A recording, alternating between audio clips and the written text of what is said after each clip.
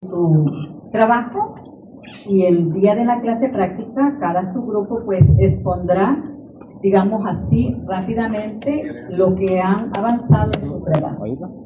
Cualquier duda, pues búsquennos, tanto el doctor Coto como personas, siempre y cuando no tengamos otra actividad en otra asignatura pueden hacer.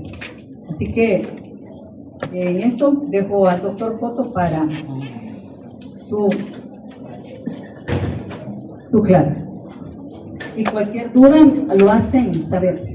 A comentarles que también ya estamos haciendo los trámites respectivos para las unidades de salud.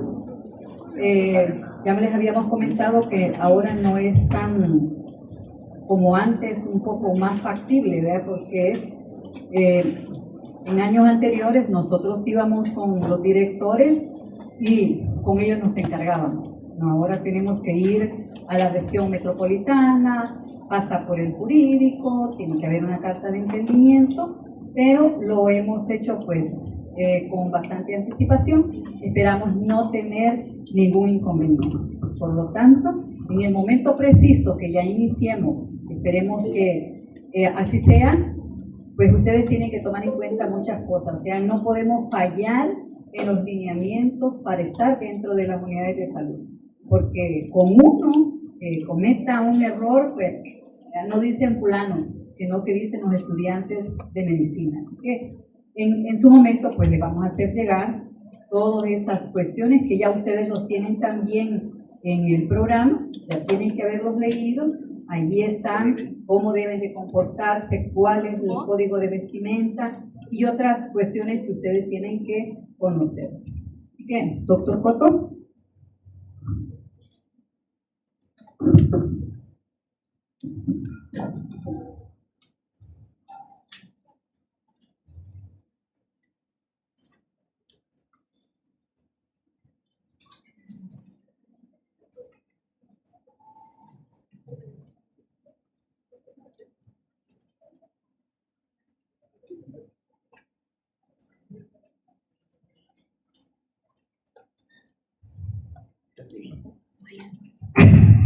Bien, recordando la semana anterior, conceptos y aspectos. Entonces, en función del conocimiento, las investigaciones se clasifican en un problema médico en la clase. No, después del ser. Ajá, ¿cómo se clasifican? Ajá. Según el alcance del conocimiento, no según el enfoque y manejo de los datos. Ah, las cuatro, ¿cuáles? Descriptivas, exploratorias, lo más básico, descriptivas, correlativas, explicativas. Bien. Este lado, ¿dónde está Elmer? ¿Estaba? Francisco me hace una pregunta descriptiva, me hace una pregunta de investigación. ¿La exploratoria? No.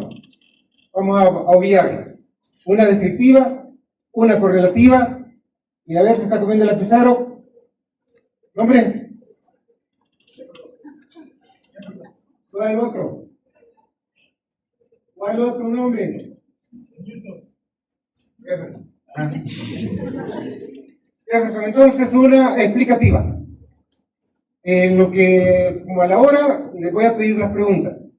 Y si las pueden pasar a escribir, sería perfecto. Solo la pregunta de investigación, porque creo que hasta entonces van a entender cuándo es explorativa, cuándo es descriptiva, cuándo es correlativa y cuándo es explicativa. ¿Estamos claros con esto? En una hora lo reevaluamos. Entonces, tocamos las investigaciones epidemiológicas. Lourdes, entonces, ¿cuál era la clasificación? ¿Cuáles son los tres tipos? ¿Cuáles son los tres tipos?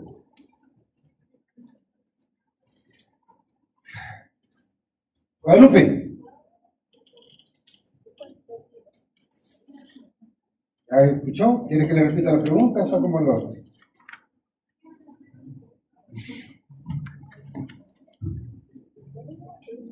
Hilda, hágale la pregunta.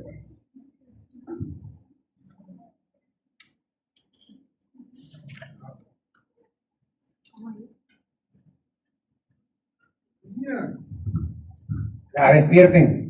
¿Cuál era la pregunta? A ver, de este lado, para que se la repitan a la Guadalupe. Tres tipos de... Alguien que haya escuchado la pregunta, entonces. ¿Cuáles son los tres tipos de investigación epidemiológica? De nuevo, Guadalupe.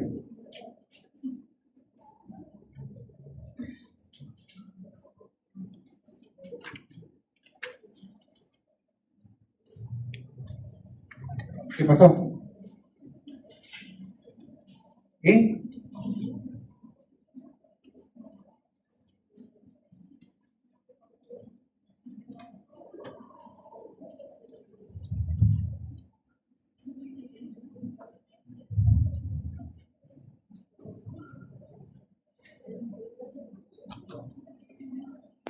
No, mi cara de desprecio. Por no es. Estoy tratando que tengamos claro. Es como que entonces no estuvimos aquí el lunes pasado. O sea, nadie estuvo aquí. Nadie entendió entonces lo que pretendíamos lograr era en función de la tipología de las investigaciones, clasificarlas por un lado y centrarnos en las investigaciones epidemiológicas que establecía tres tipos. Una era descriptiva, la otra era experimental y la otra analítica. Perfecto, eso era toda la respuesta. ¿Ya? En función de eso sabíamos y se crearon en diferentes momentos, les expliqué el algoritmo de cuándo era cuál y la otra. ¿Ya? ¿Por qué se hace necesario eso? Porque entonces no salimos de la ignorancia, de la oscuridad. ¿Ya? En cuanto a entender algo, lo básico de la clasificación de la investigación. Y estamos hablando entonces siempre de ese enfoque científico en el primer nivel, en términos de la acción de las enfermedades transmisibles.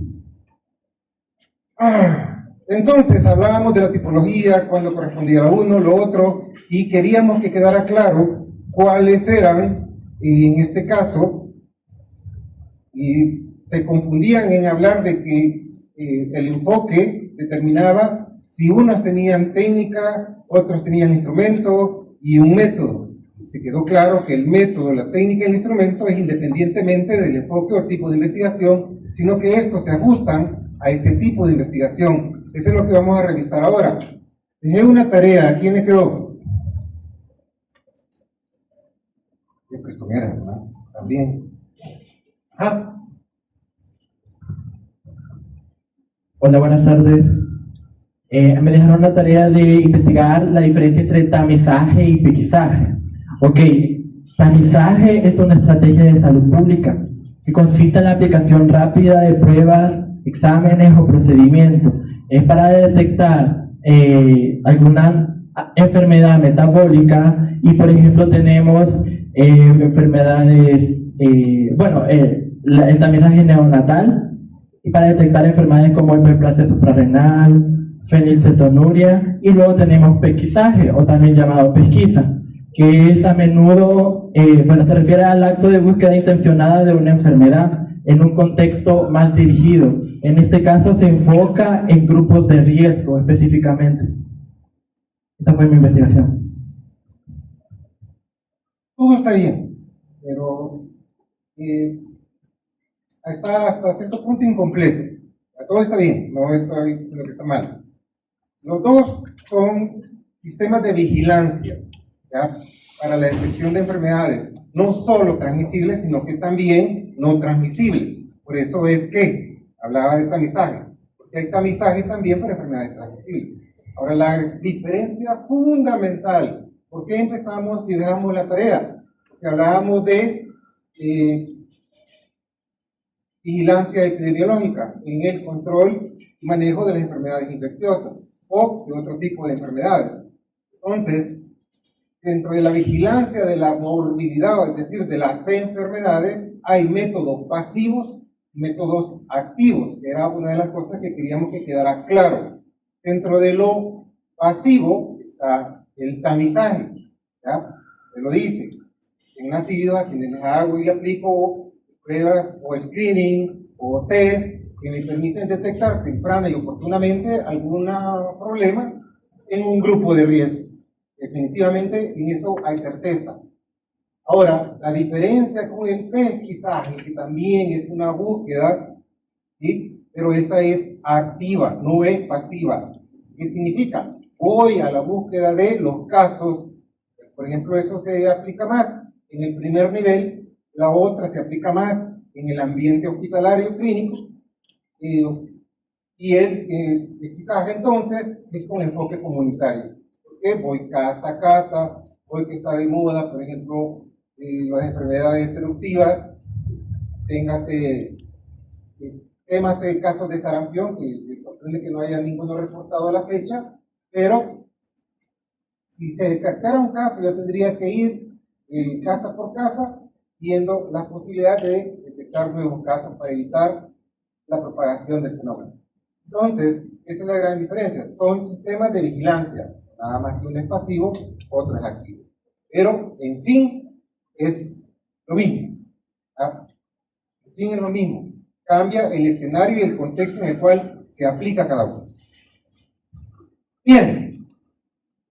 Entonces, teniendo claro eso, revisaremos lo que corresponde a método, técnica, instrumento.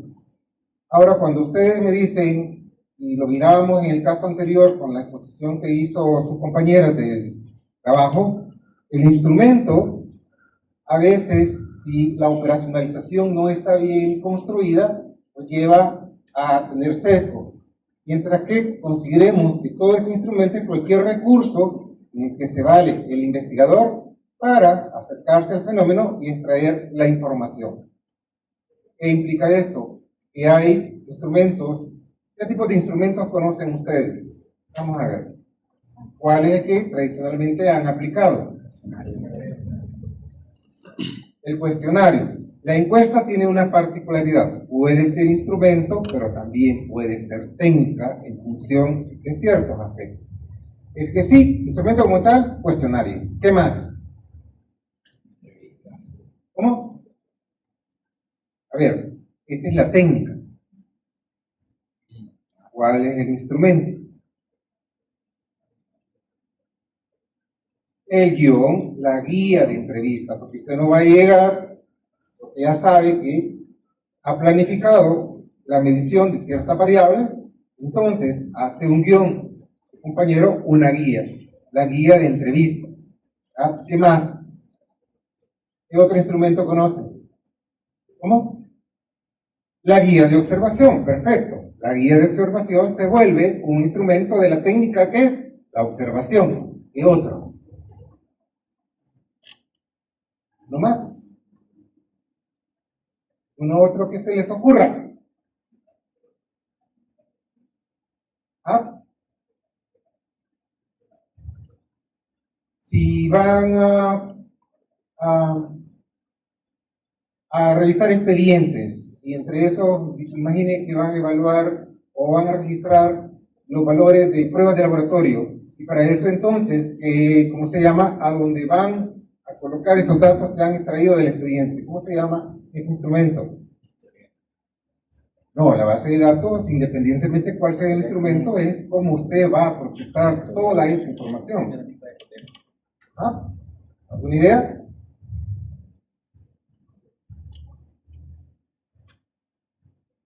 La hoja de vaciamiento de datos, ¿ya? O lista de cotejo, de acuerdo al fin que tiene. Esos son quizás los instrumentos que más utilizamos, que hasta ahora ustedes han utilizado. Eso nos lleva, en este caso, a poder establecer ciertos elementos importantes en cuanto a tener claro entre la técnica y el instrumento, que generalmente ahí nos equivocamos. Ahora, las técnicas, ya lo dijimos, son tres básicamente: la entrevista, la observación y la encuesta, haciendo hincapié en que la encuesta puede ser también declarada como instrumento en ciertos casos. La observación no es más que el registro visual de lo que ocurre en una situación real y que necesitamos registrar los datos a efecto de poder establecer un esquema y de acuerdo al problema que se estudia. El uso sistemático de nuestros sentidos orientados a la captación de la realidad que queremos estudiar. A ver, ¿cuántos sentidos tenemos? ¿Cuál es el que nos permite tener mayor capacidad de obtener información? ¿Cómo? La visión, exacto. A través de este, nosotros tratamos de obtener y registrar información importante. A veces con solo observar un paciente ya estamos considerando cierta condición.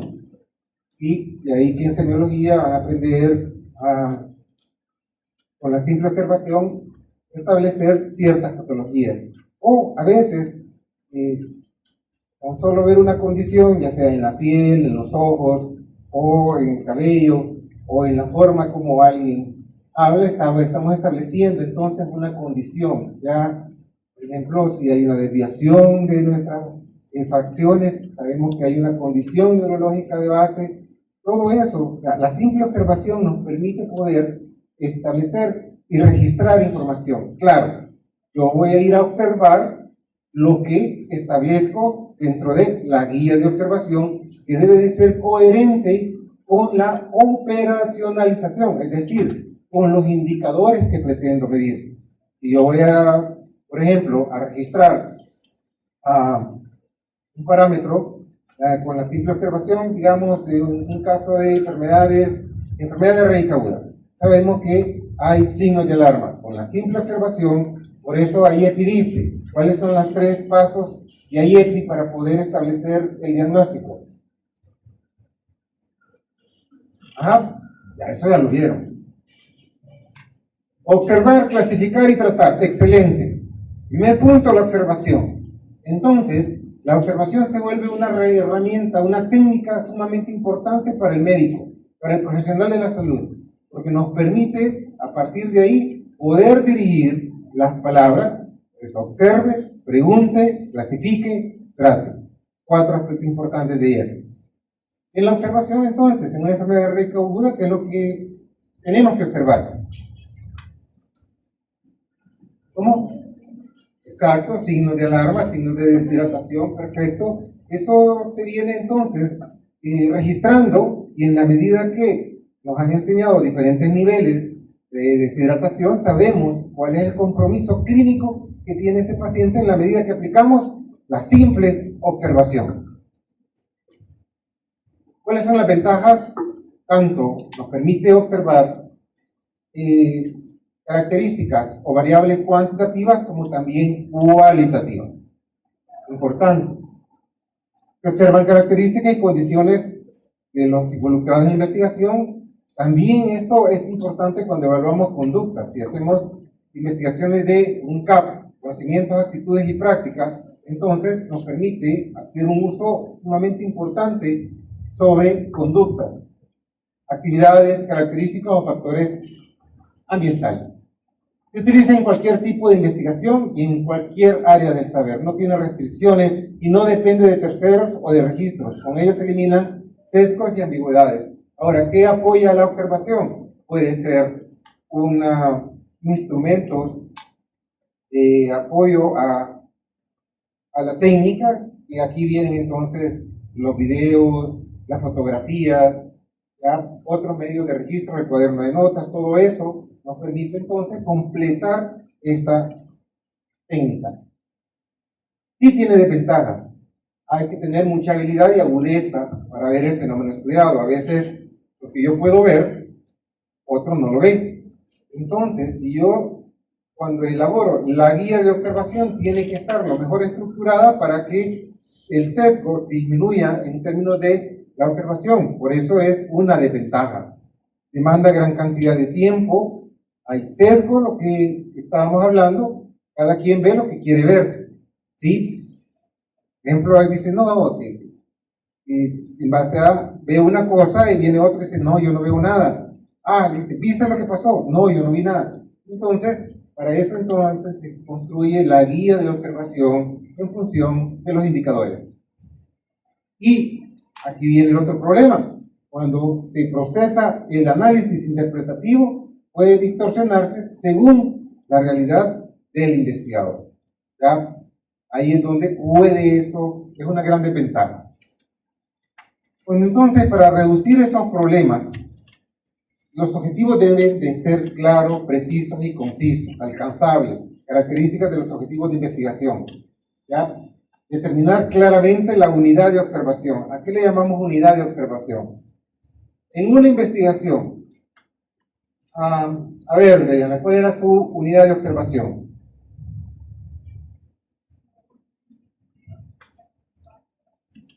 Entonces, ¿cuál? La población eran los estudiantes de enfermería del módulo 4. ¿Cuál era su unidad de observación?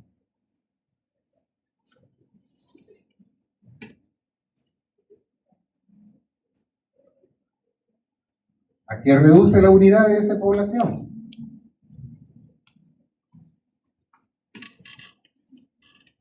A cada estudiante, ¿ya? A cada estudiante. Si yo digo, voy a ir a hacer una investigación en una comunidad tal, en base a los casos de enfermedad de Raynaud en menores de 5 años, ¿cuál será mi unidad de observación? Ajá. Los menores los casos, los niños menores de 5 años, pero yo no le voy a ir a preguntar al menor de 5 años. ¿A quién le pregunto? ¿A quién? A los responsables o cuidadores. Entonces mi unidad de observación es la familia, ¿ya? O la vivienda. Entonces, donde hay un caso reportado. Entonces, a eso se refiere con la unidad de observación. Las condiciones en que se asume la observación y las conductas que éstas permiten registrar, ¿ya? Por ejemplo, los que en cuarto año se hace una investigación de campo, que es una investigación etnográfica, donde proceden a visitar a aquellos practicantes tradicionales de la medicina. Y la observación se vuelve una herramienta importante en virtud de todos los ritos, de todos los movimientos o situaciones o ademanes que la persona hace para poder lograr la cura en función de. Ahora, hay dos, se detallan una cantidad, se subdivide mucho, pero prácticamente está la observación participante y no participante. Su palabra lo dice, ¿no? En la observación participante, más que todo en investigaciones cualitativas, y en la no participante en investigaciones cuantitativas.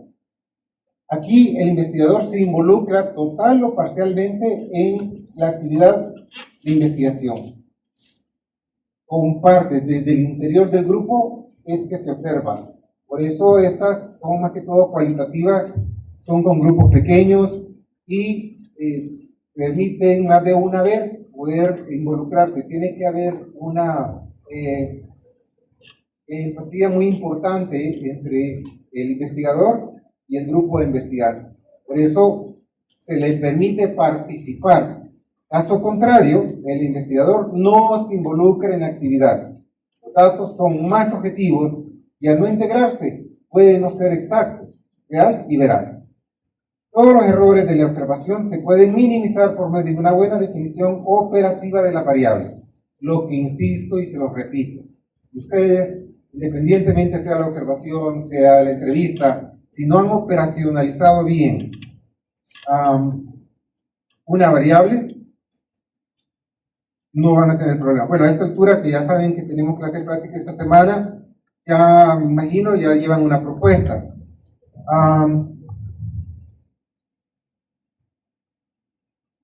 Una variable del estudio que ustedes van a utilizar. ¿Cómo? Esa es la variable, factor de riesgo ambiental. Es la variable principal. ¿Qué tiene que ver factores de riesgo ambientales? ¿Cuál es el problema?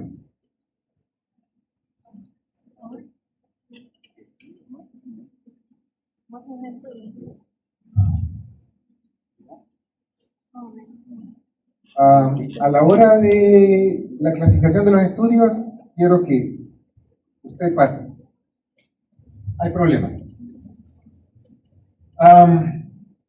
Quiero ver de este lado. Eh,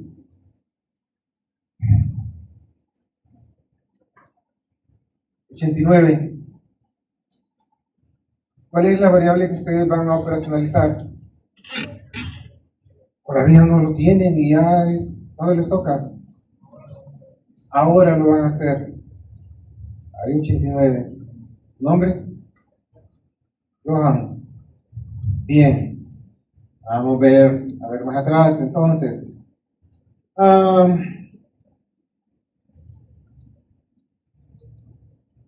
Bueno, sí. El uso de métodos de barrera. La variable es uso de métodos de barrera. Bien, quiero que la operacionalice. Sí, lo más seguro que no sirve. Pero sí, para eso es lo que quiero ver. Bien. Ahora, otra forma de poder clasificar esta observación en una observación simple, no estructurada, no regulada, no controlada. Caso contrario, la observación sistemática, estructurada, regulada o controlada.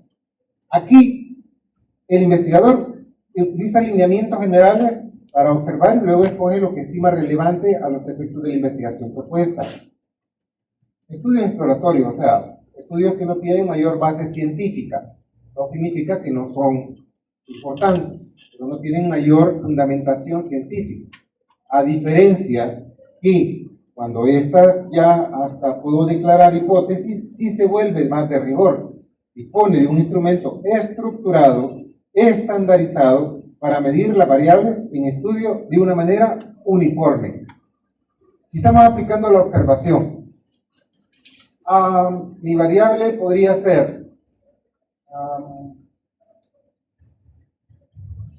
estado nutricional, ¿ya? Con solo hacer una observación, por ejemplo, en este caso, sistemática y estructurada, ¿qué aspectos me tendría yo que considerar en esos indicadores para poder volver y medir la variable nutrición con la simple observación estructurada? ¿Algún aspecto? Díganme. O sea que con verlo ya le sé el peso, ya le sé la talla. La talla tal vez. Estamos hablando de investigación científica. ¿Cuál es el rigor científico en la medición de las variables?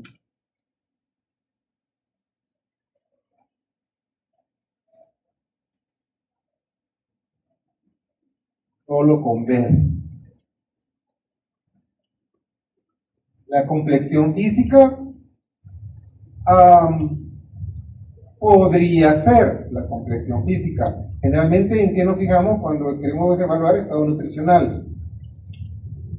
Con solo la observación. Es la misma piel que se le va a ver a una persona, digamos, que tenga una deficiencia nutricional con una que esté bien nutrida. ¿Y qué cambia? Con la observación. Usted puede no solo verlo, ya sé que usted es áspero. TDAH. El color y la turgencia de la piel. Se observa tales características. ¿Ya? No, tienen que aprender a hablar como médico. Entonces, con solo observar, yo tengo que estructurar una guía de observación que tome parámetros de la simple. Por eso, acuérdense, en clínica y en toda condición médica, la evaluación empieza con la observación. ¿Ya? De ahí, a preguntar, de ahí a tocar, todo lo que quiera tocar, para después decir cuál es el diagnóstico. Pero, insisto, la observación es una técnica que ustedes como profesionales de la salud tienen que agudizar. Por eso, a ojo de buen cubero, dicen aquellos. Y nosotros decimos a ojo clínico. ¿O no? Entonces, insisto, se vuelve importante que en este caso, como profesionales de la salud, usemos instrumentos estructurados y estandarizados para medir la característica o la variable de un estudio. ¿Por qué? Porque nos apegamos a un estándar que nos dice tiene un valor ya establecido en términos de clínica. Esto nos permite entonces poder declarar hipótesis, porque en la medida que el estudio se estructura, se vuelve sistemático, le da mayor peso científico que solo una simple observación no estructurada. ¿Qué errores se cometen cuando los fenómenos a observar no se dan de la misma manera en todos los objetos de observación? Por ejemplo, cuando evaluamos ansiedad, ¿no? Ciertas personas controlan mejor aspectos de la ansiedad ante una condición, ante un estrés, que otras. Entonces ahí nos puede generar errores para poder establecer a simple vista o catalogar una condición. Cuando el observador tiene ideas prejuiciadas, ¿sí? Cuando, por ejemplo, cuando tenemos barreras en cuanto a étnicas o de raza o de diversidad, entonces ahí podría generar errores. Cuando el instrumento no es válido o es poco exacto o está mal definido. Y ya han escuchado entonces el término de prueba piloto. ¿Sí? ¿Qué es la prueba piloto?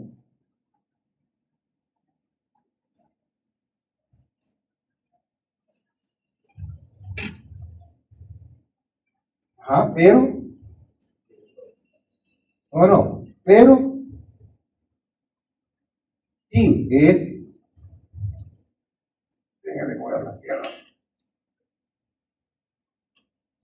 Pero, sí, es someter a prueba el instrumento que se va a utilizar con una población que cumpla las mismas características con la población que voy a investigar, que no es la misma del grupo de investigación, pero tiene que cumplir esa característica. Ahora, esa prueba piloto me ayuda a verificar si lo que estoy preguntando o queriendo medir, mide, ahí vamos a ver las características de los instrumentos, lo que debe de medir. Bueno, con lo que va a mostrar, no, ¿verdad? Quiero ver lo del instrumento y demostrar eso. Realmente ahí hay problemas muy importantes, como sucedió con el instrumento de Xiomara, ¿no? ¿Cómo era? Xiomena o Xiomena, no sé. Dime. Bien, ahora vamos a otro. La famosa entrevista. ¿Cuántos de ustedes ya estuvieron en una entrevista laboral? No. ¿Solo uno?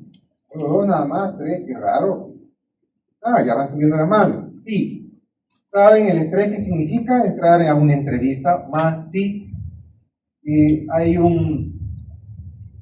indicadores muy importantes. El entrevistador establece los indicadores. ¿Qué es lo que quiero medir? Es hacer preguntas importantes que van en función de poder cumplir ciertos parámetros para ver si son aptos para poder desarrollar o son competentes para poder cumplir ciertas funciones. Si no, no los toman en cuenta. Bueno, en muchos casos tienen que tener mucho cuello, ahí no hay que discutir.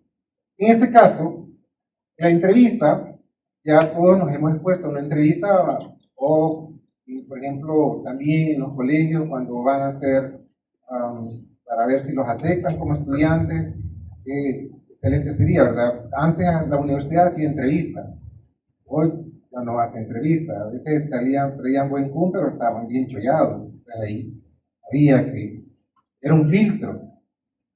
O si no, se veía si tenía la posibilidad de poder ser tratado y seguir. Pero hoy van a ver que en la carrera hay una cantidad de trastornos de personalidad. Horrible, no estoy diciendo que de algunos de ustedes no, son sanos.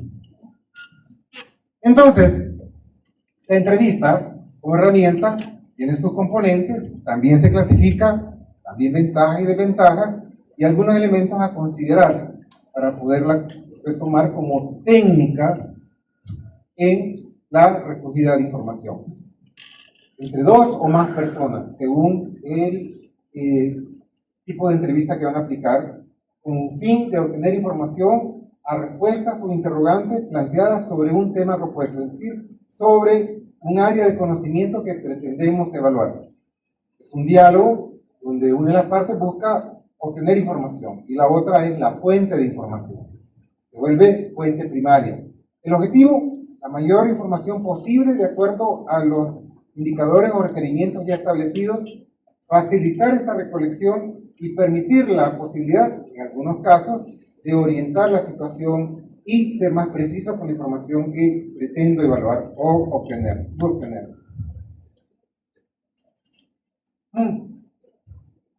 Bien, para esto ya se sabe, hay un entrevistador y un entrevistado generalmente.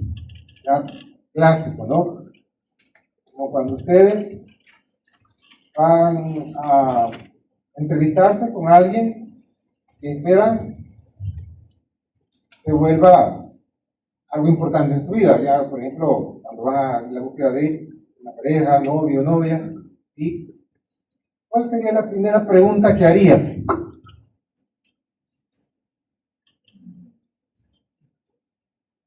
¿Tiene alguna meta en la vida? Bueno. A ver, sorprenda. ¿Cuáles son sus planes a futuro?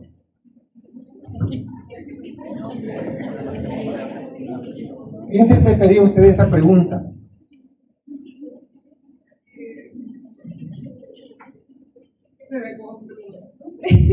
Que la ve como perdedora. O al extremo. ¿Viste? A ver. ¿Qué interpreta? Ay. ¿Flores? Flores. Ya estaba, niña.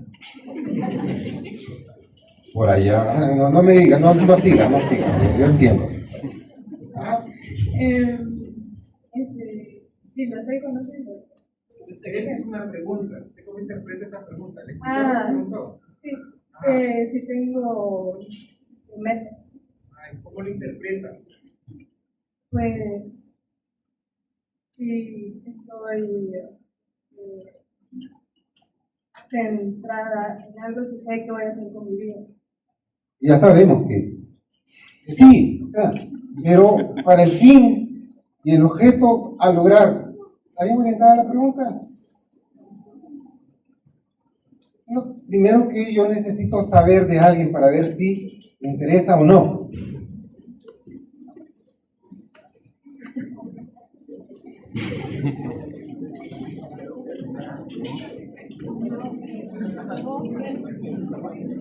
Si trabaja a esta altura, ya que ninguno de esos, todos estos están descartados porque ninguno trabaja. ¿Ya? Vuela alto. Ah, qué complicado se vuelve, ¿verdad? Complicado. Ya he pasado a veces hasta 2. Y digo, ¿cuál es la primera pregunta que haría? ¿Tienes novio?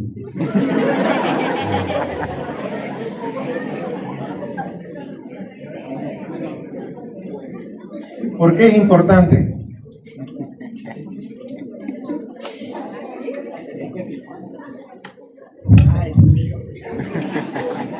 A él es el experto en esto.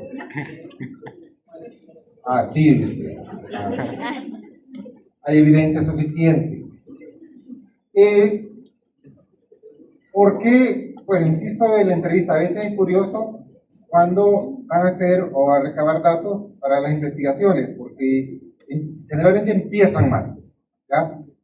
Empiezan ya directo con las preguntas y a veces para poder entender hay que romper barreras culturales, barreras de información, poder lograr hasta cierto punto ciertos parámetros antes de poder empezar con la información de lleno, como ser empático, lograr compatibilizar ciertas emociones con la persona con la cual.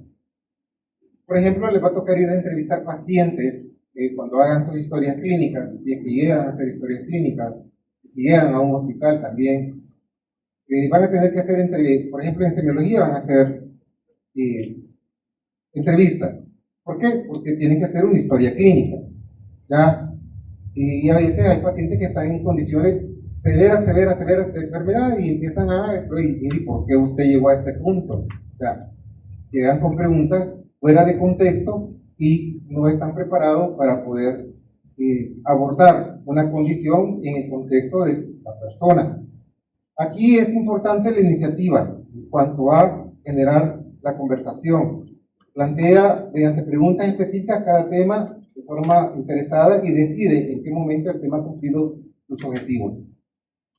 A veces, por ejemplo, con adultos mayores hay una evaluación cognitiva que hay que aplicar. Hay diferentes herramientas e instrumentos que se deben de aplicar y para evaluar la capacidad cognitiva a veces son preguntas que pareciera que si yo no le explico a la otra persona el fin y el objetivo pareciera que yo le estoy diciendo que es una persona tonta.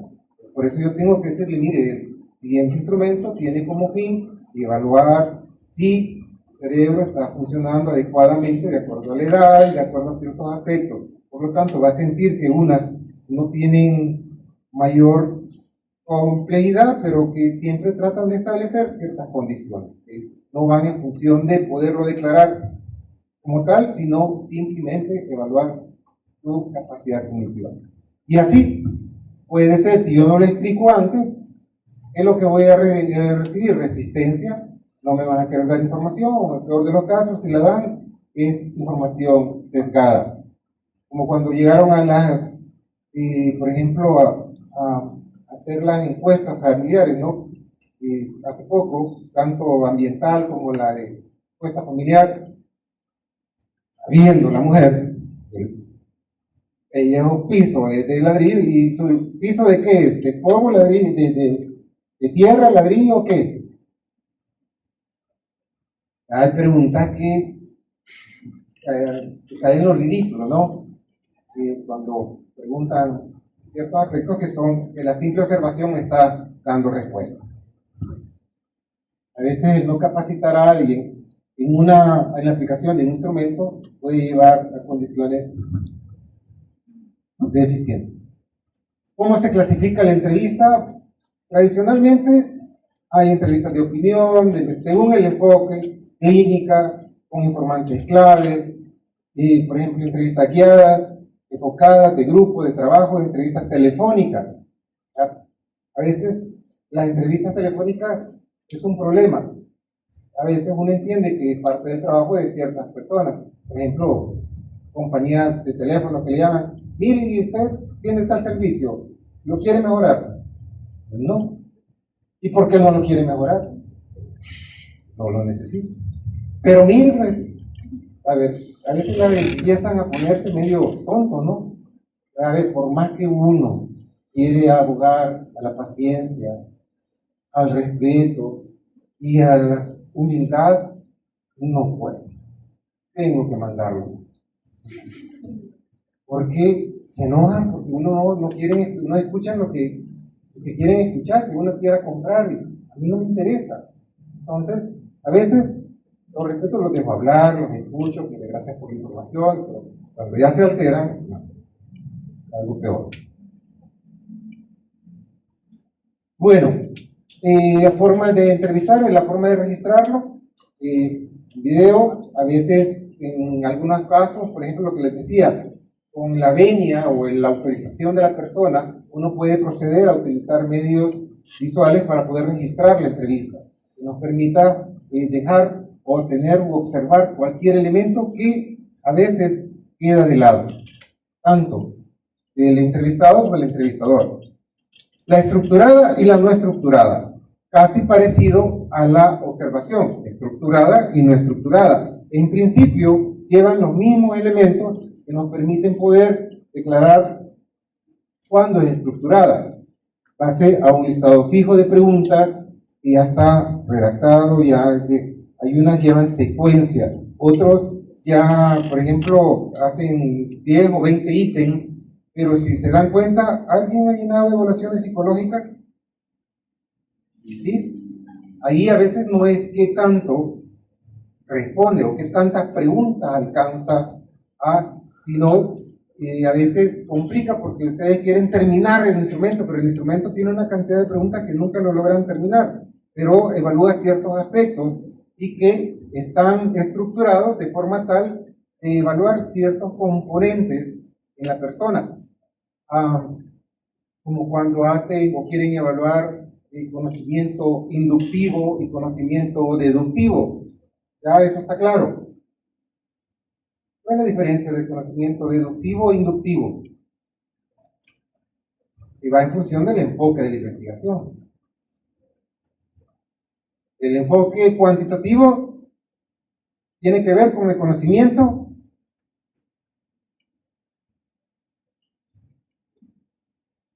cuál es deductivo, cuál es inductivo.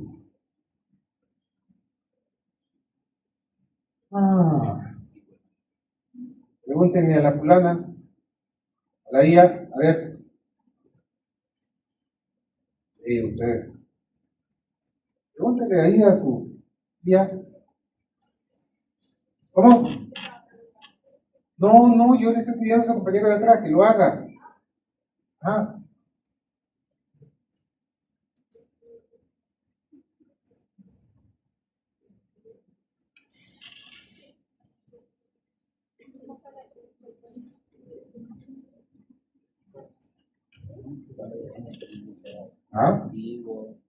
¿Alguien más que ya lo haya buscado? Sí, dígame.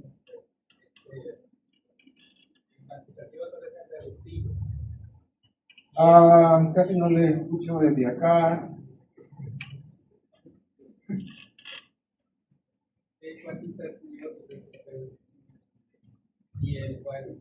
Cuantitativo suele ser deductivo y cualitativo suele ser inductivo. Exacto, ustedes que ya vieron, eso se supone que ya tendrían que tener claro eso. Por eso me sorprende que no estén conscientes de esos conceptos, que tiene que ver con el conocimiento cuantitativo, cualitativo. Entonces, en la medida que esos instrumentos están elaborados para poder medir tanto conocimiento deductivo como inductivo, así es como puede dejar en evidencia las competencias de una persona para poder resolver conflictos o resolver problemas en un ámbito laboral. Y ahí se vuelve importante. Generalmente a veces cuando evaluamos conocimiento o evaluamos ciertas áreas, una pregunta que puede estar al principio se reformula diferente en la última para ver si realmente lo que quiso responder en lo primero es lo mismo que respondió al final, para ver si la persona mantiene ese nivel de respuesta. Entonces son estructuradas esas entrevistas a fin de poder esclarecer eso. Más que todo, aquí las respuestas por obtener se están predeterminadas y se fijan de antemano los elementos a abordar o sus interrogantes. Las preguntas planteadas pueden ser cerradas, donde el entrevistado debe escoger una opción entre las respuestas alternativas a la pregunta, y a veces eso es favorable, a veces no. Por tanto, utilizo guías de entrevistas estructuradas con preguntas abiertas y preguntas cerradas. La entrevista estructurada entonces contiene categorías o alternativas de respuesta. Por ejemplo, hay las que se llaman dicotómicas, ¿no? ¿Usted fuma? Sí o no. ¿Tiene hijos? Sí o no.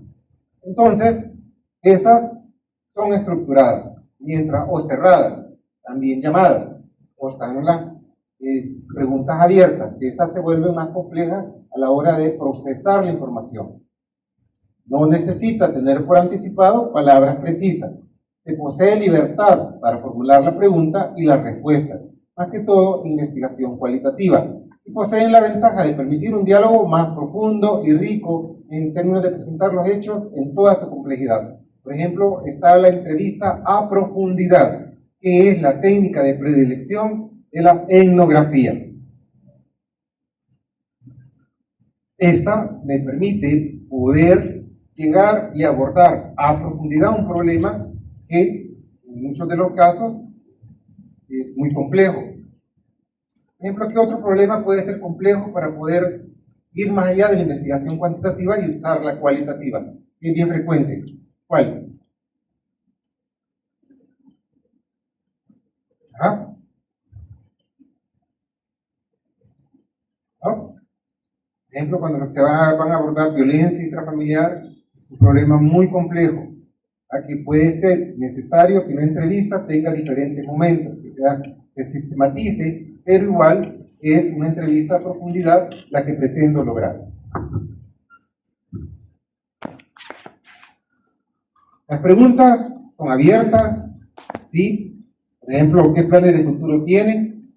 Como lo decían sus compañeros, ¿qué planes tiene a futuro? ¿Ah? ¿Qué opina bueno, eso además, ya sabemos. Las ventajas, bueno, nos permite asegurar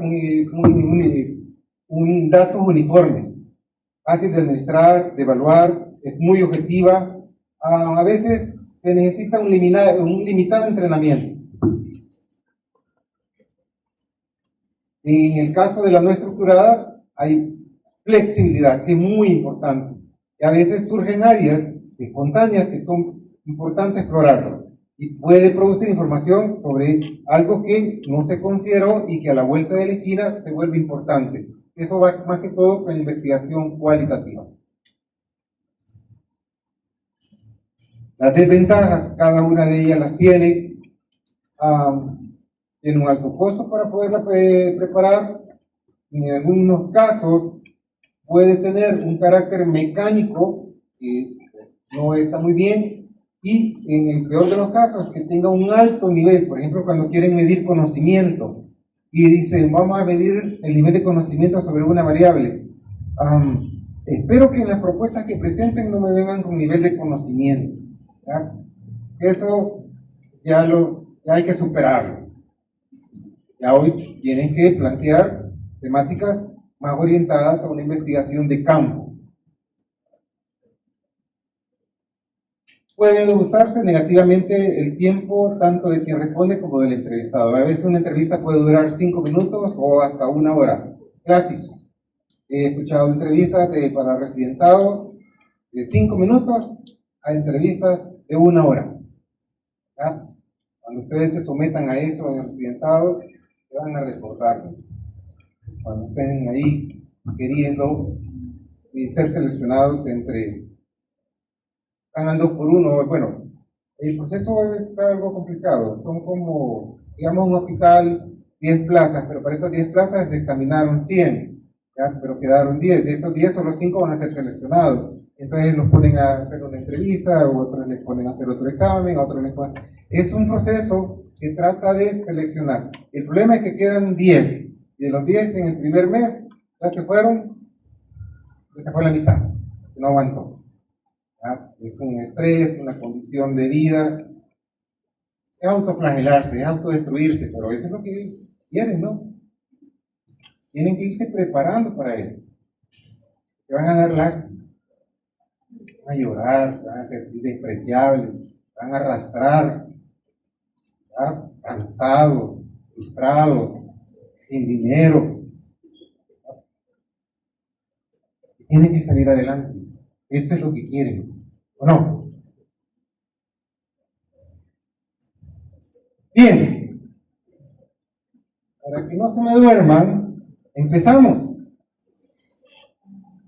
A ver, ¿cómo se llama? Abigail.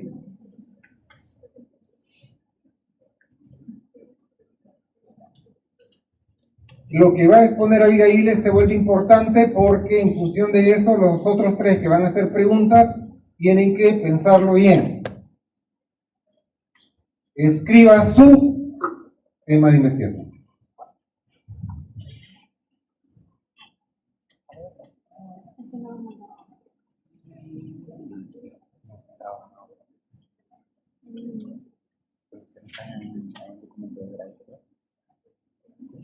Que están separados. No encontraba.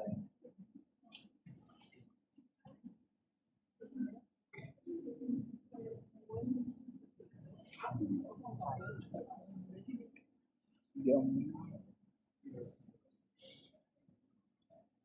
Riesgo de... Bien, póngale a la par, Abigail, el tipo de investigación. Si es por epidemiología y por alcance.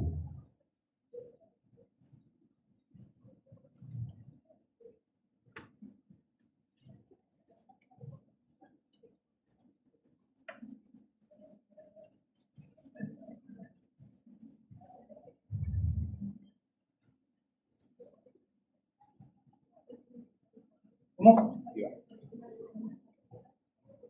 A ver, por el alcance puede ser descriptiva, por epidemiología también puede ser descriptiva. Entonces, ¿coincide? Déjenlo. Si es descriptiva, ¿en qué fallé en la formulación del problema?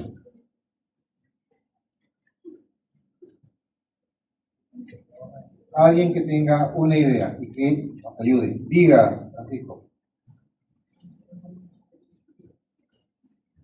que estén asociados. Asociar. ¿Cómo?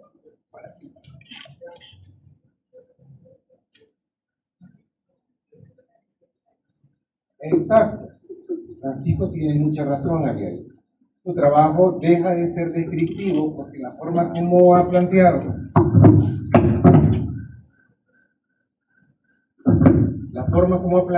la pregunta o el título de investigación declara que necesita medir qué factores están relacionados al riesgo de sufrir una enfermedad. Va más allá de una simple descripción. Si yo quisiera una investigación descriptiva, sería factores ambientales,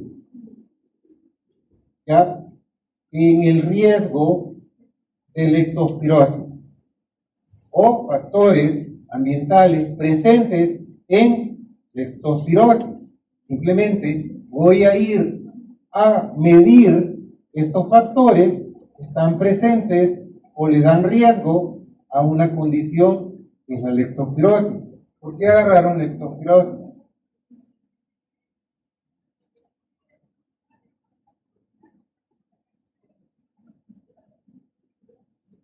Podría ser, exacto. Ahora, si vamos en términos de casos, en el primer nivel casi no los detectan. O sea, es bien poco. Hay otras condiciones que tienen mayor demanda en términos de enfermedad. Ahora bien, si es, en este caso, si se vuelve investigación descriptiva, pues que voy a ver cuáles son esos factores que están presentes o que generan riesgo de leptospirosis a la población. Falta de la población en periodo de tiempo en el cual van a hacer la investigación. En base a lo que Francisco ha dicho, me parece entonces que tienen que ajustar eso. Gracias. Bien, el de la pregunta descriptiva, ¿quién era? Elmer. Hacemos.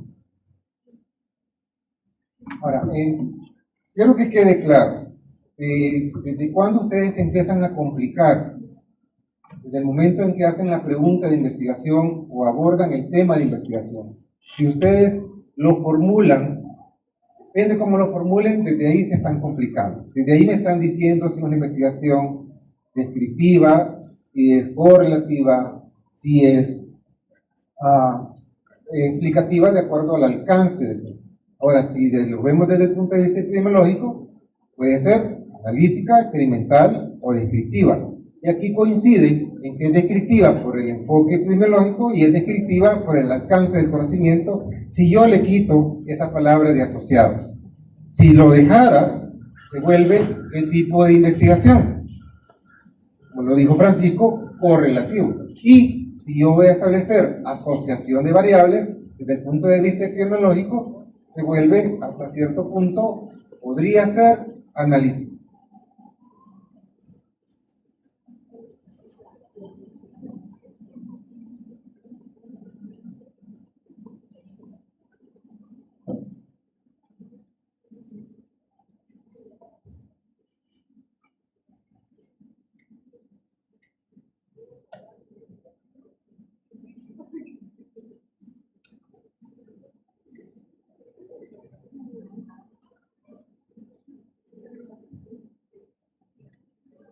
Perfecto. Veamos algo. Dice factores de riesgo sobre toxoplasmosis en estudiantes del primer año de Medicina Veterinaria, Universidad de El Salvador, mayo 2026. Es una investigación descriptiva, solo está tratando de medir qué factores de riesgo están para esta condición en un grupo de población, estudiantes del primer año. Ahora, la toxoplasmosis es una condición que, bueno, ellos por trabajar con animales, ¿no? Por su profesión, están en mayor riesgo. Es una pregunta, ahí sí no tengo mayores detalles, una pregunta descriptiva, es una investigación descriptiva epidemiológicamente y también por el alcance de investigación. Gracias. A ver, ¿a quién le tocaba el correlativo? Pues. Gracias, Herbert.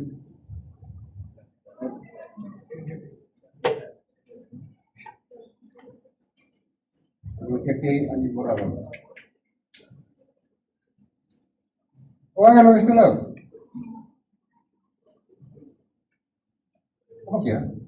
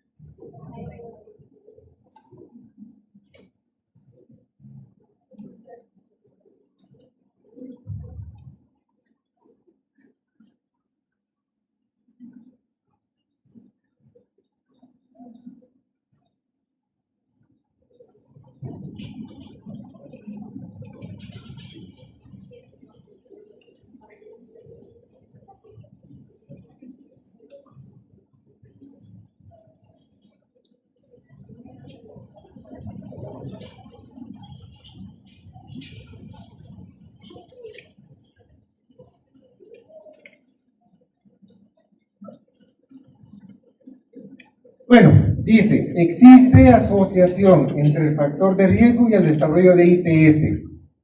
Ahora, sí es una pregunta correlativa, pero está bien ambigua. ¿Por qué? Cuando usted dice factor de riesgo.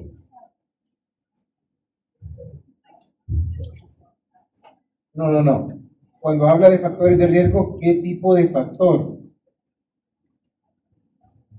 Para ITS.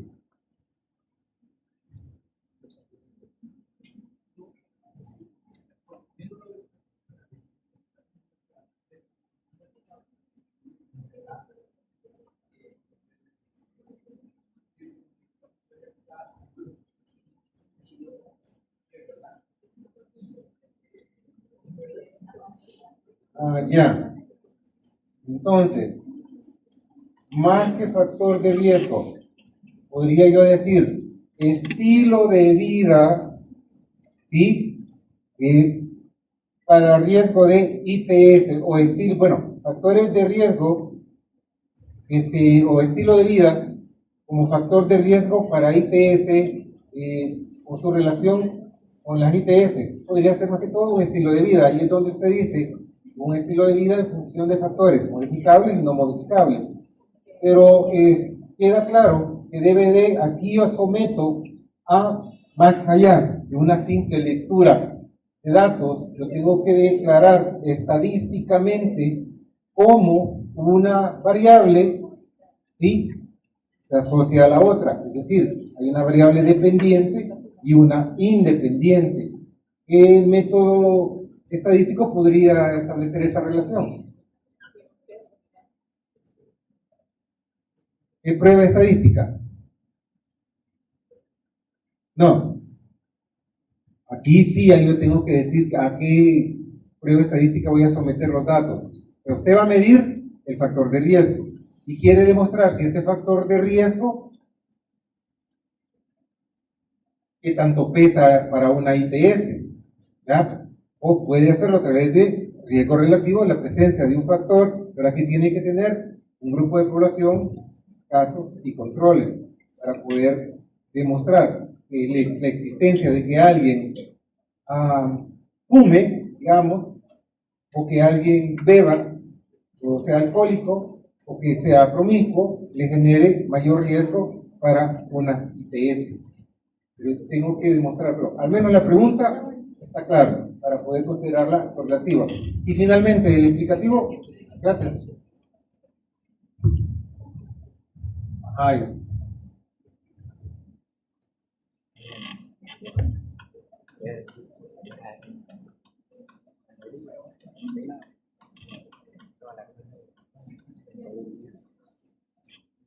Esta semana tienen que pedir, bueno, van a llegar a, no quiero conceptos, es que ya es la estructura del documento que tienen que presentar. Ya es un borrador del protocolo de investigación, donde tienen que llevar detalles de acápites del mismo, de la estructura de su investigación. En cuanto a diseño metodológico, al menos un borrador de la operacionalización.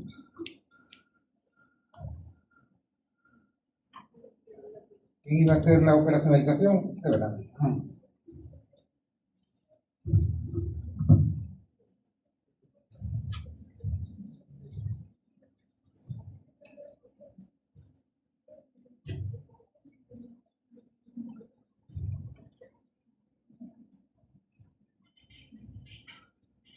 El examen corto es de las dos conferencias. ¿Ya? De ahí va a salir el examen corto. ¿Cómo? Sí, hay bibliografía, pero la bibliografía con las clases va a entrar para el examen. Para el examen corto, solo las dos conferencias. No solo lo que están en las diapositivas, es lo que he dicho. Aquí. Gracias. La pregunta explicativa dice, ¿por qué la falta de actividad física aumenta el riesgo de enfermedad cardiovascular? Aquí está más que claro, se pone de manifiesto la causa y el efecto. Excelente. En la medida que yo dejo claro esto, estoy declarando una investigación explicativa, porque yo tengo que demostrar cómo alguien y diferentes niveles de actividad física tienen o causa riesgo cardiovascular con estudios a largo plazo, porque yo no lo puedo hacer en poco tiempo, en un mes, no puedo hacerlo. Hay algunas que son, este tipo de investigación, si lo vemos desde el punto de vista epidemiológico, es experimental, porque yo tengo que someter a prueba a esta población, la tengo que someter a actividad física, a otros que no tengan actividad física, y ver qué tanto eso, la ausencia o no de esa condición, lleva a una condición cardiovascular. Por ejemplo, hay investigaciones que ya lo han establecido a 5 años, hay investigaciones a 10 años que tratan de ver el rol de la actividad física en la generación de la enfermedad cardiovascular, que es muy importante. Son investigaciones experimentales, bien hechas. Gracias. Bien, entonces, hoy sí, toca.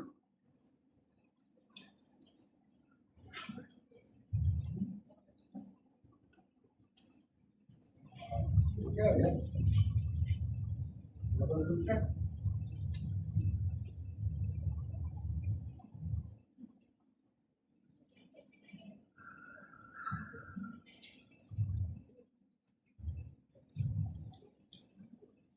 Bien.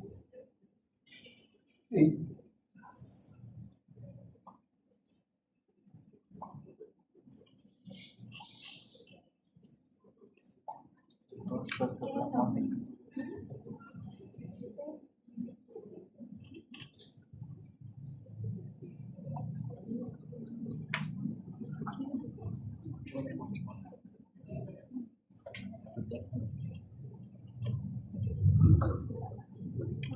¿Alguna duda para la clase práctica de esta semana? Bueno, unos no pueden tener dudas porque no lo han hecho. ¿No? ¿Ninguna?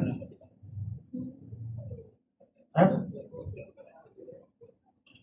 El corto siempre es pre, en los primeros 5 minutos.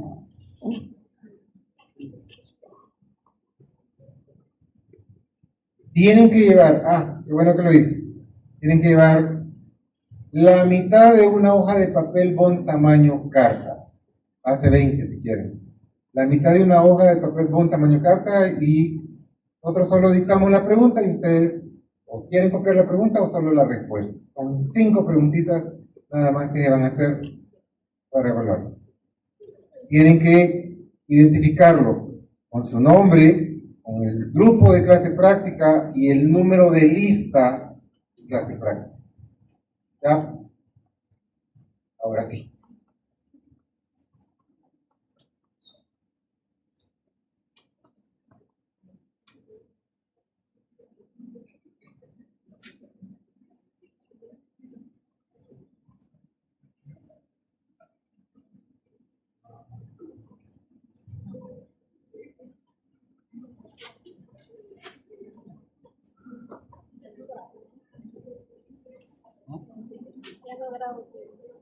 ¿Por qué?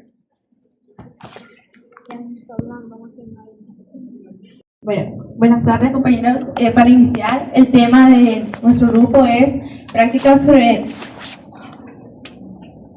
preventivas frente a infecciones de transmisión sexual en estudiantes de arquitectura de la asignatura Métodos de Investigación de la Universidad de El Salvador en el mes de abril del 2026.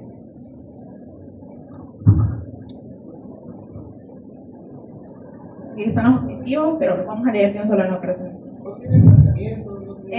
Es que esta es la parte que yo hice y lo demás lo repartimos entre todos.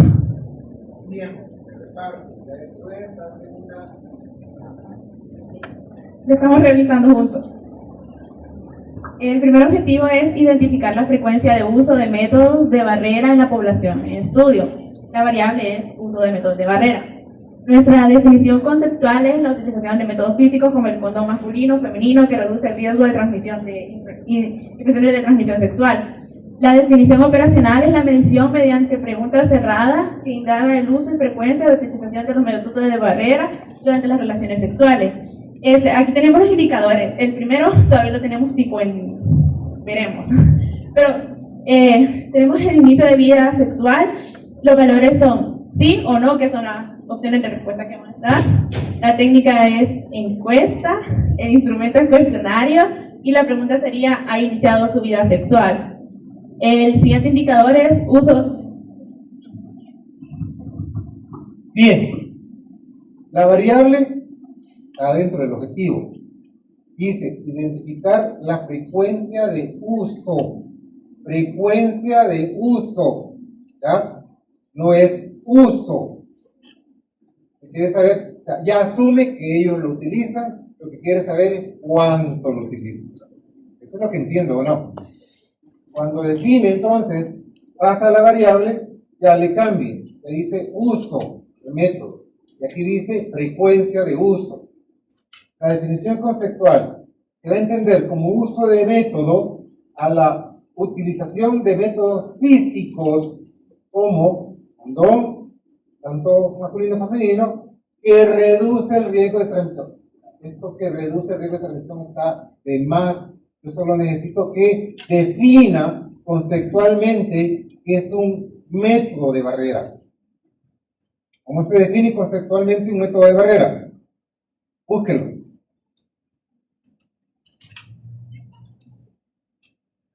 Es que por eso se vuelve un problema la operacionalización, porque generalmente ustedes, aunque lo hace uno solo, cambian el discurso de aquí, acá y peor para acá y no se diga más allá.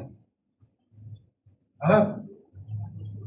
Según Hugo, los métodos de barrera son anticonceptivos que piden físicamente la unión del espermatozoide con el óvulo al bloquear el cuello uterino o el pene. tengo que poner una definición que vaya en función de método de barrera y su uso. ¿Ya? ¿Será eso? ¿Ya? La utilización de método de bla, bla, bla, bla. Ya de ahí, la definición operativa prácticamente es la misma que el uso que hace, nada más que tengo que contextualizarlo en la población de estudio. El uso que hacen los estudiantes de la carrera, bla, bla, bla, como método para ir a bla, bla, bla, bla, bla. Y después viene, cuando si yo quiero evaluar uso, ¿qué tiene que ver? Inicio de vida sexual. Nada. Uso de método de barrera es lo mismo de la variable. Voy a poner la variable igual como indicador. No. Frecuencia de uso. Aquí vuelve a tocar frecuencia de uso que está en el objetivo, pero que no está en la variable, mucho menos en la definición conceptual. Porque frecuencia ya es otra cosa.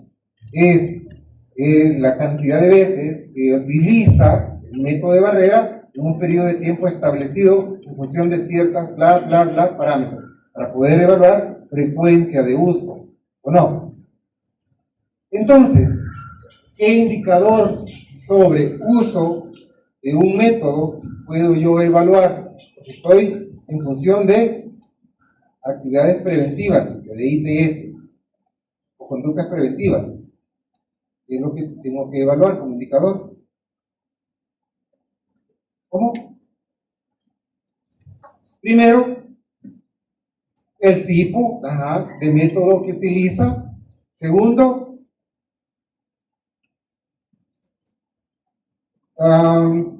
con qué,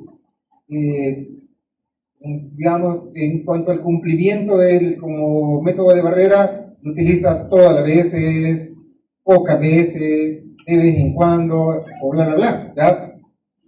Pero esas son, digamos, la pregunta que va a dar pie al indicador. ¿Y qué más?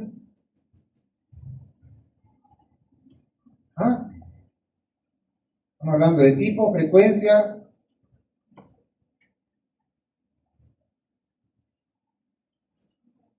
Para poder saber si ya está haciendo un uso correcto, ¿qué es lo que tengo que preguntar? ¿Cuál sería el indicador?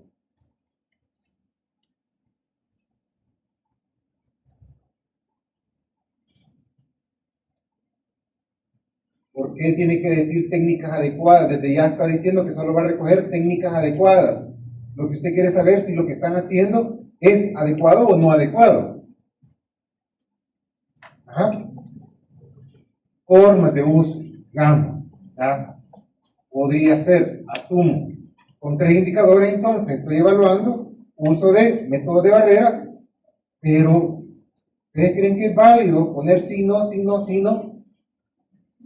Por el tema y el tipo de indicador que estoy usando. No, para nada. La técnica, en este caso, un cuestionario, es la entrevista, ¿o no? ¿O no lo van a hablar con ellos? En la entrevista. El instrumento, que es la entrevista, la guía de entrevista. Los ítems, con una pregunta, se los dije la vez pasada, con una pregunta yo no puedo evaluar un indicador. Mínimo 3 preguntas para evaluar cada indicador. A ver, cuando dice, ¿por qué me interesa el inicio de vida sexual? O sea, estoy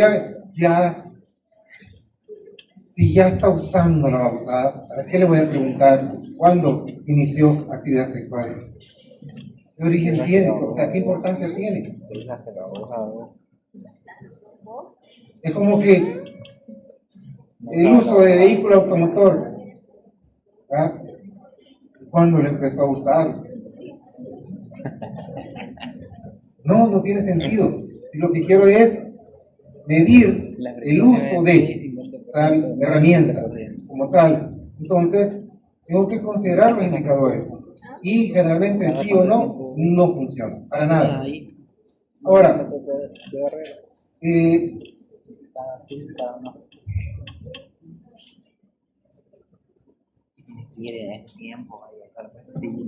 esta operacionalización de esta variable no funciona. La siguiente, ustedes dicen determinar la frecuencia de control médico. Determinar la frecuencia de control médico relacionado con la salud sexual. Para empezar, está mal redactado el objetivo. ¿Ya? Quizás si dice medidas preventivas, lo de las medidas preventivas, lo único que han puesto ahí arriba es el uso de métodos de barrera. Hay más. Esto,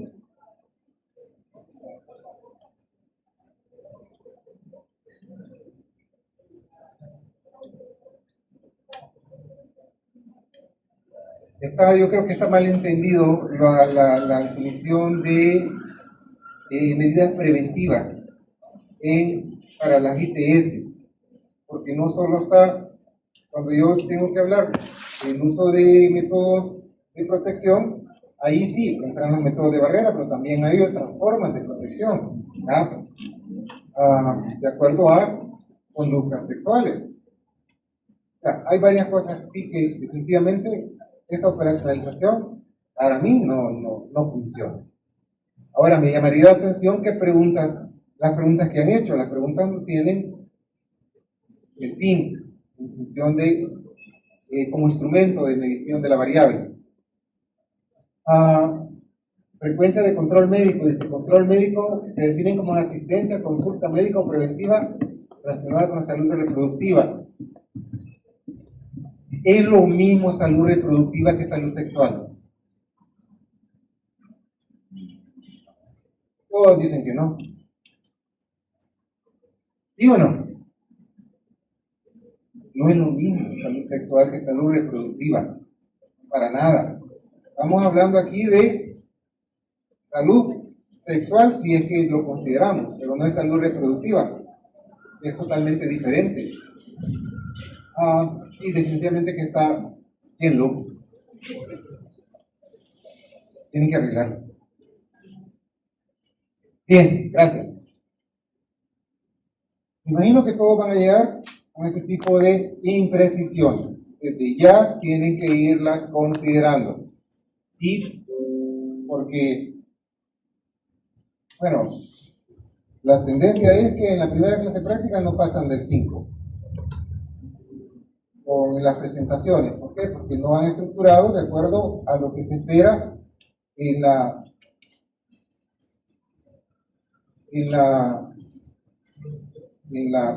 tarea, ¿no? Que es el entregar un borrador de una investigación.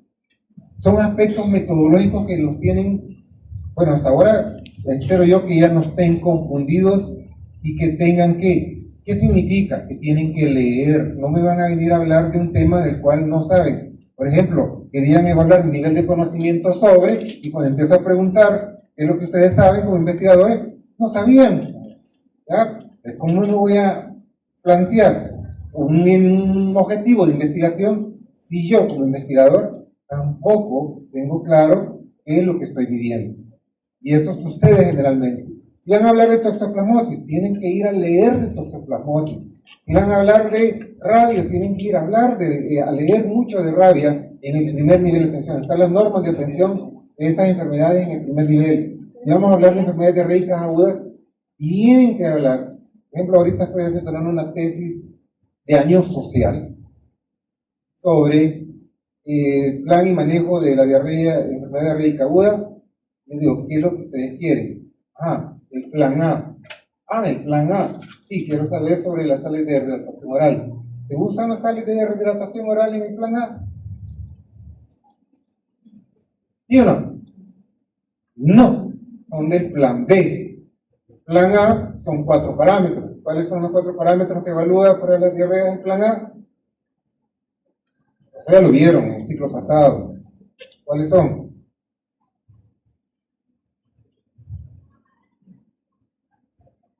¿Dónde estuvieron ustedes entonces? Bien, saben que son 4 parámetros. El manejo de los líquidos, ¿sí? Lo que es la alimentación, lo que es la automedicación y luego vigilancia de los signos de peligro. 4 parámetros importantes del plan A, que eso es en el hogar, pero mucha gente y varios de ustedes ni siquiera lo saben. Entonces es importante que si voy a hablar de un tema, yo tengo que ir a leer de ese tema, empaparme de ese tema. Bueno, esto ya lo revisamos. Preguntas abiertas principalmente. Evitar hacer preguntas dicotómicas porque eso deja por fuera mucha información que se vuelve importante. Hay que presentarse, hay que lograr la empatía, lo que habíamos explicado anteriormente. Esto le genera mayor calidad a los datos y que disminuir el sesgo en información. Por lo tanto, el arte de preguntar, escuchar y observar son de suma importancia para el profesional de la salud. Desde ya quiero que lo comprendan, porque en función de eso, no piensen que estas investigaciones están exentas del rigor que merece una historia clínica, porque la historia clínica es el método científico desde el punto de vista individual en un contexto de actuar del profesional médico.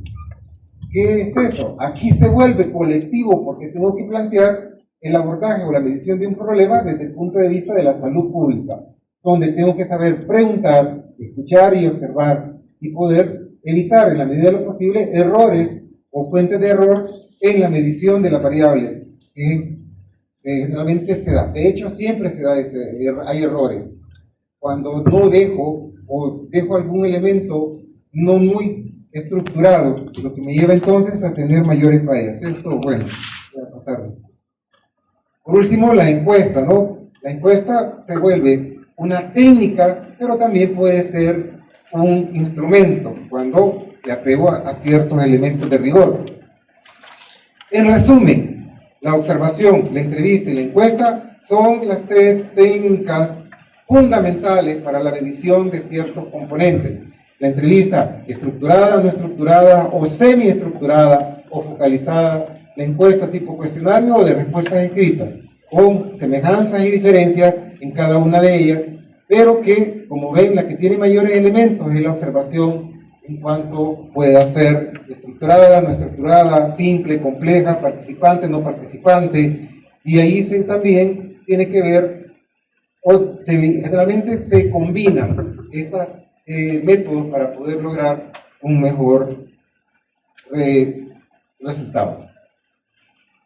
Con el instrumento, entonces, el famoso instrumento que ustedes van a presentar para poder demostrar que han entendido la medición de las variables, tiene que ser preciso.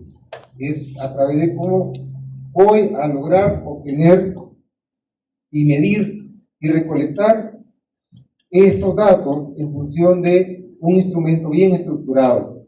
La estructura de un cuestionario, hay, por ejemplo, IEP establece, observe, pregunte, clasifique y trate.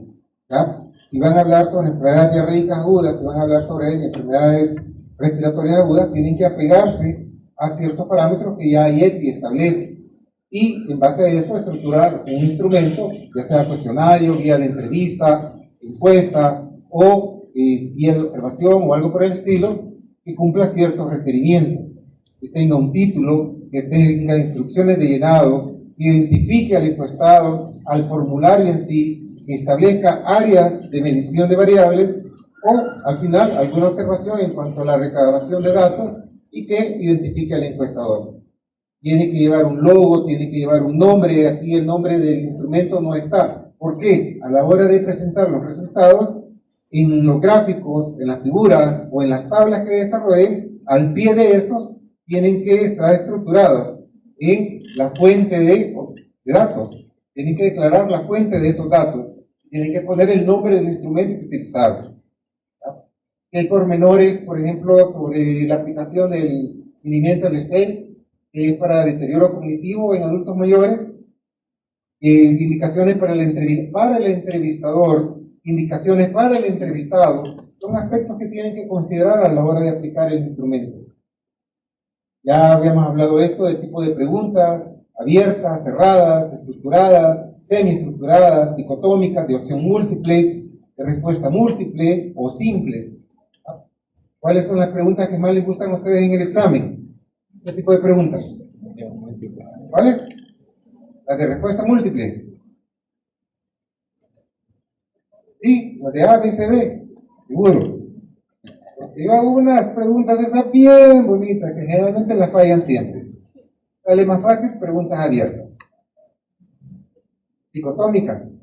Solo de dos respuestas, falso y verdadero. Siempre las fallan. No es falso, es verdadero. Y siempre se equivocan. ¿Verdad? Los distractores se vuelven importantes. La manera en cómo puede ser que la mitad sea verdadera, pero la otra no. O lo contrario.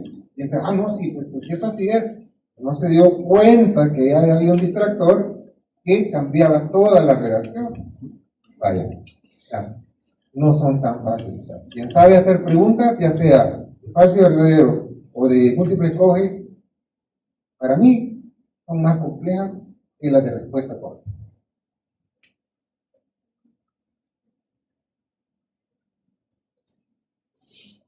Bien,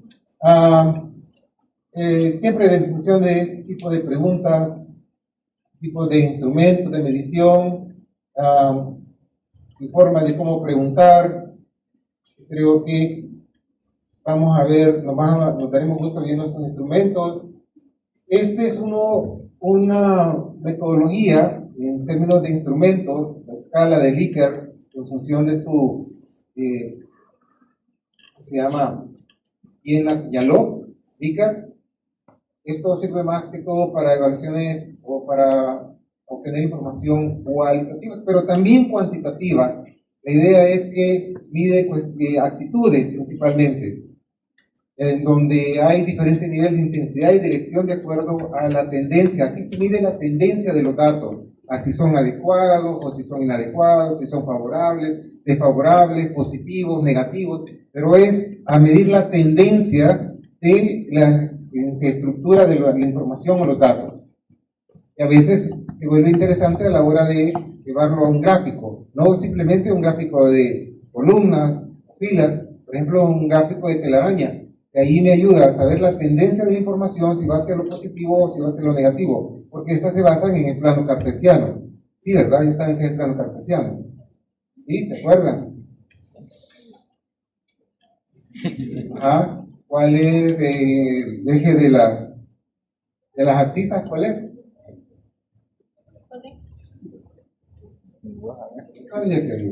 El eje de las abscisas, ¿cuál es? ¿Es X o es Y?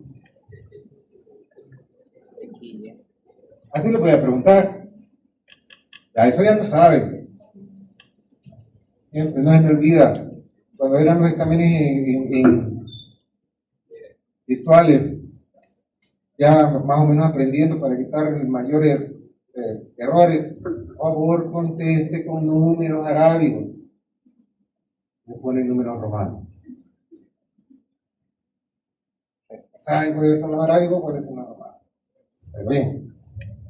Esto es un ejemplo de la escala de Likert, ¿no? Yo hago una pregunta o hago una afirmación, generalmente le digo, usted está muy de acuerdo, ni de acuerdo, en desacuerdo, muy en desacuerdo. O sea, ¿qué va? ¿De lo positivo a lo negativo o de lo negativo a lo positivo? Como ustedes quieran. Trata de ver la tendencia o la intensidad de respuesta en función de una afirmación o de un interrogante. Yo podría decir, el uso de método de barrera es una opción que tiene un porcentaje de falla de un... ¿cuánto por ciento? ¿El conocedor? 5. El porcentaje de falla, 1%. Tenga cuidado, vaya a estrellar una fulana.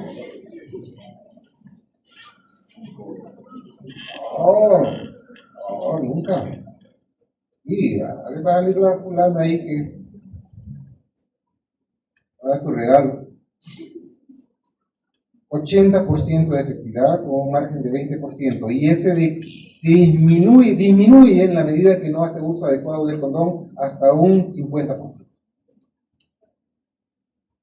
Entonces, yo puedo hacer una afirmación en función de eso. Si la persona no sabe a contestar erróneamente, o sí, o no es así, entonces yo tendría que tener la certeza de que esa persona tiene la información. Y si esa persona no sabe, va a contestar como, y me estaría dando cuenta que no tiene un nivel de información adecuado para poder tener o revertir un embarazo no deseado, en este caso. Entonces, la tríada de calidad de un instrumento son 3 elementos: la confiabilidad, la validez y la objetividad. Son 3 aspectos que tienen que ustedes considerar en el instrumento que establezcan. Se vuelve confiable en la medida que un instrumento produce resultados consistentes y coherentes. Es decir, quiero medir, ¿ya? Y es que a veces ustedes hacen preguntas que quieren que como que la persona les dé el resultado definitivamente. ¿Y quién es el que tiene que procesar y sacar el resultado?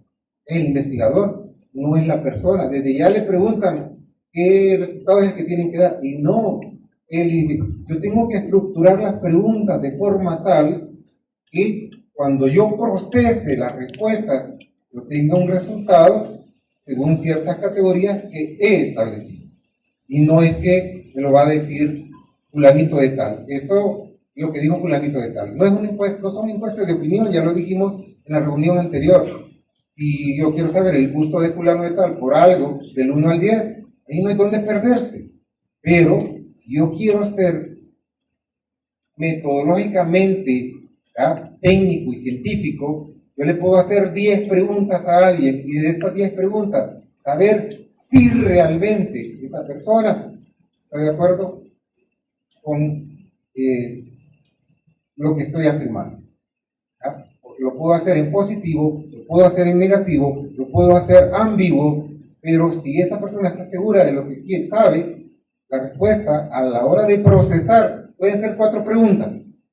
Una positiva, una negativa, una ambigua y otra perdida. Pero todas van a dar la tendencia a decir sí o no es favorable a una condición. Pero con una pregunta no crean que le van a dar respuesta a un indicador. No.